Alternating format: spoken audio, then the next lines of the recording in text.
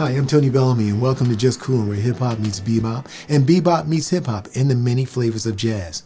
On Just Coolin', we pay tribute to past jazz greats, but this one seems very present.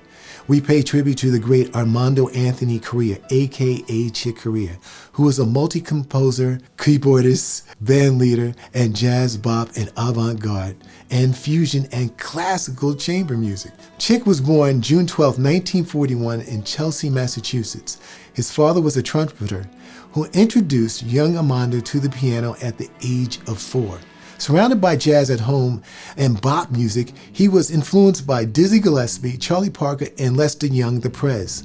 On a side note, young Armando got his nickname Chick from his aunt, who was always pinching his cheeks, calling him Cheeky, which transformed to Chick and stayed with him for the rest of his life.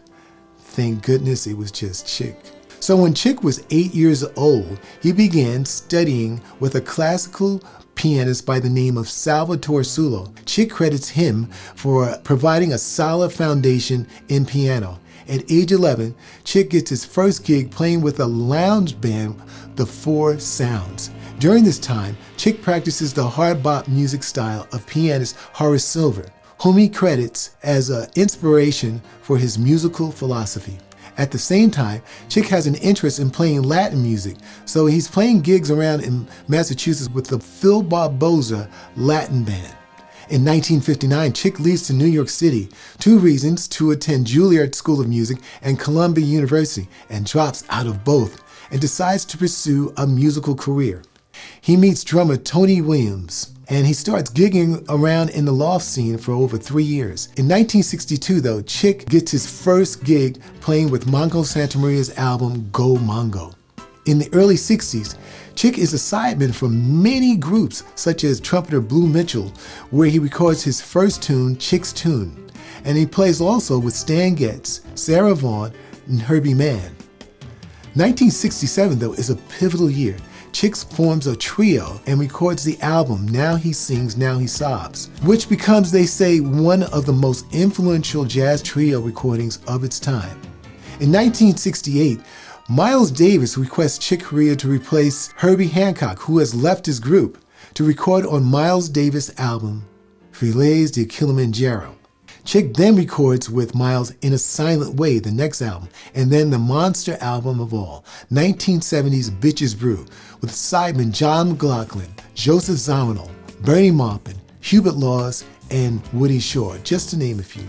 In that same year, Chick leaves Miles Davis and forms his own group called Circle with bassist Dave Holland, playing avant-garde and free improvisation, which is the same thing, by the way. In 1971, Chick leaves Circle to form the group Return to Forever. Why, you say? Well, he wanted something that was, as you say, creative music that was communicative to the audience, which was unlike you were getting with avant-garde music. The first version of Return to Forever was a Latin sound featuring Airto, with singer Flora Purim, Joe Farrell, and a young 19-year-old bassist by the name of Stanley Clarke. The 1972 debut album was Return to Forever, followed by Light as a Feather in 1973. Afterward, Flora Purim and Airto left, and Chick adds drummer Lenny White and then guitarist Bill Connors. This new sound that they created was a rock, Latin, and jazz flavor sound. In 1973, they released the album Hymn of the Seventh Sun Galaxy.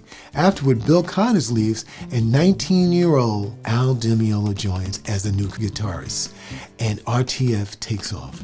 Return to Forever became so popular they were playing in stadiums. I'm a witness. The string of recordings in 1974 was Where Have I Known You Before?, 1975's No Mystery, and then Romantic Warrior in 1976. RTF attained what no other jazz group had ever done, crossover appeal. But with all that success, Chick Corea broke up the group in 1976 because of artistic differences. Chick would continue to create new bands, Chick Corea Electric Band, Acoustic Band, and classical collaborations, reunions with Gary Burton and Roy Haynes.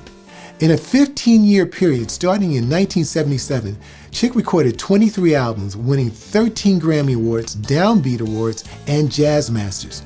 Chick was a creative force of musical energy with a willingness to try something new, which is why he is so celebrated. Unfortunately, Chick Corea passed February 2021, and I will say well done to our romantic warrior. Salute to your joy, smile, and music. Now let's get started here on WJAZ, Just Coolin'.